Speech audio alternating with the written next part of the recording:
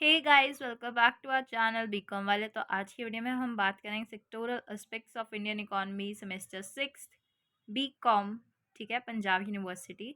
अगर आप किसी और यूनिवर्सिटी के स्टूडेंट हैं और आपकी ये सब्जेक्ट है तो आप सिलेबस ज़रूर चेक करें, हमारी वीडियो चेक करें सिलेबस की एंड उसके इंपॉर्टेंट क्वेश्चन, फिर ही आप चेक करें कि अगर आपको लगता है कि आपका सिलेबस सेम है आपकी यूनिवर्सिटी का और पंजाब यूनिवर्सिटी का और टॉपिक सेम है तो ये आप आएँ और उस चैप्टर की वीडियो देखें, जिससे कि आपका टाइम भी सेव हो और आप एफिशिएंटली पढ़ पाएँ।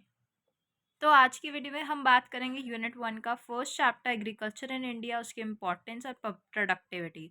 तो ये चैप्टर आपका 2017 से लेके अब तक आया है, सिर्फ 2023 में नहीं आया। तो अब हम इसे स्टार्ट करेंगे। सबसे पहले इस चैप्टर में आपने देखना है मीनिंग एग्रीकल्चर का।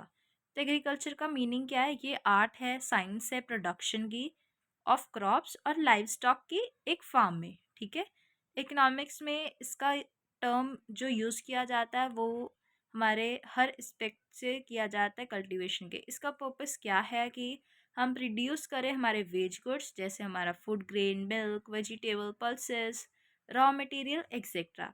एक इम्पॉर्टेंट चीज़ इसके अंदर कि एग्रीकल्चर की लो प्रोडक्टिविटी क्यों होती है। तो लो प्रोडक्टिविटी इंडिया में, इसका मतलब ये है कि जो फार्मर्स हैं वो उतना ग्रो कर नहीं पा रहे जितना वो ग्रो कर सकते हैं। ये पर्टिकुलरली लैंड के रिलेटेड हो सकता है कि आपका लैंड बहुत छोटा है। ठीक है, एक रीज़न हो सकता है कि आप रेनफॉल पे डिपेंडेंट हो। ठीक है, एक रीज़न हो सकता है कि आपका इंफ्रास्ट्रक्चर सही नहीं है। एक रीज़न होता है आपकी सॉइल की फर्टिलिटी। ठीक है, अब हम बात करेंगे हमारे इम्पोर्टेंस ऑफ एग्रीकल्चर। तो सबसे पहले कंट्रीब्यूट करता है नेशनल इनकम को। ठीक है, ये तो सिर्फ एक्सप्लेनेटरी पॉइंट है। नेक्स्ट है सप्लाई ऑफ वेज गुड। तो मेन ऑब्जेक्टिव है कि ये सप्लाई करता है जो भी हमारे गुड्स हैं जो कंज्यूम हुए हैं by the masses of country, तो वो सेटिस्फाई करता है उस नेसेसरी लाइफ को एज वेज गुड। ठीक है, इसके अंदर हमारे राइस, पल्सेस, जो भी आपके सबसे बेसिक होते हैं ना, वो चीज़ें आ जाते हैं। इंक्रीज करते हैं एम्प्लॉयमेंट को। एग्रीकल्चर एंड इंडस्ट्री, एग्रीकल्चर और finance, agriculture and foreign trade. तो आप इन दोनों को एक साथ याद कर सकते हैं। ठीक है, इसका रोल है इंटरनल ट्रेड में। ठीक है, इंटरनल ट्रेड में भी ये हेल्पफुल है। एग्रीकल्चर एंड ट्रांसपोर्ट, इनकम है ये हमारी गवर्नमेंट के लिए, कैपिटल फॉर्मेशन में हेल्पफुल है, सोर्सेज ऑफ इनकम है। ठीक है, नेक्स्ट है आपका बेसिस, इकोनॉमिक डेवलपमेंट हो रही है, आपका एम्प्लॉयमेंट हो रहा है, सोशल और पॉलिटिकल इम्पोर्टेंस है और इंटरनेशनल इम्पोर्टेंस है। ठीक है,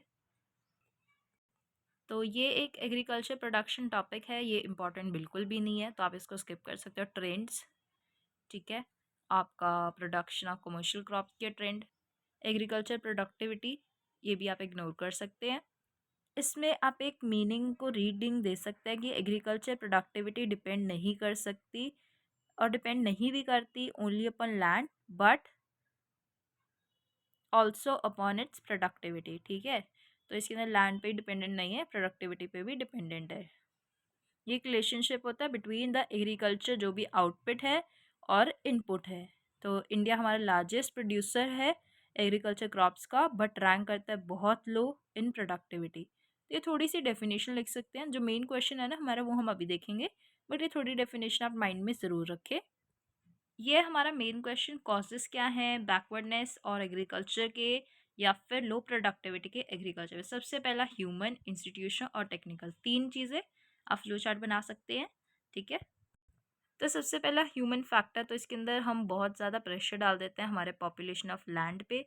और सेकंड आपका सोशल एटमॉस्फेयर। नेक्स्ट आप याद करेंगे इंस्टीट्यूशन, इंस्टीट्यूशनल में साइज ऑफ फॉर्म्स बहुत छोटा है और land tenure system. Next technical, technical में आपने सारी चीज़ें याद करी। सबसे पहले आप याद करोगे इन एडिक्वेट इरीगेशन फैसिलिटीज़, जो हमारी इरीगेशन की फैसिलिटीज़ हैं वो बहुत पुअर है। इसके साथ आपने पहले याद कर लिया कि इरिगेशन फैसिलिटीज़ पुअर है, फिर आपकी क्रेडिट फैसिलिटीज़ बहुत पुअर हैं, लैक ऑफ ट्रेनिंग एजुकेशन है, लैक ऑफ ट्रांसपोर्ट है और लैक ऑफ आपका टेक्नोलॉजी है। तो आपने 5 चीज़ें ये याद कर ली। फिर आप याद करोगे कि इलेक्ट्रिसिटी की अवेलेबिलिटी नहीं है, गुड क्वालिटी सीड्स नहीं है। ठीक है, ये हो गया। इसके बाद आप आ जाओगे कि हमारे एग्रीकल्चर इम्प्लीमेंट्स बहुत पुराने हैं, हमारे मेथड्स ऑफ कल्टीवेशन बहुत पुराने हैं, ठीक है। फिर आपका यही पॉइंट आ गया कि सीड्स की अवेलेबिलिटी या इनएडिक्वेट है क्वालिटी, मैन्योर की शॉर्टेज है। मैन्योर क्या होते हैं? एक सिग्निफिकेंट इनपुट है जो रेस करता है हमारी प्रोडक्टिविटी को, ठीक है। डिफेक्टिव मार्केटिंग है कि एक ऐसा इंपॉर्टेंट फैक्टर है in context of backwardness of agriculture, जिसके अंदर फार्मर्स इंडिया के वो फेल करते हैं कि उनको एक रिजनेबल प्राइस मिले उनके जो भी उन्होंने प्रोड्यूस किया, ठीक है। डिजीजेस हैं क्रॉप्स पेस्ट की, वीक कैटल है, डिफेक्ट्स हैं सॉइल में।